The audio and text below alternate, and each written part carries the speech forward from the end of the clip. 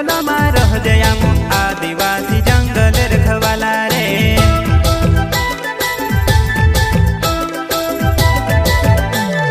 चल जंगल जमीन काज पूजे रे आदिवासी दुनिया ने रखवाला रे।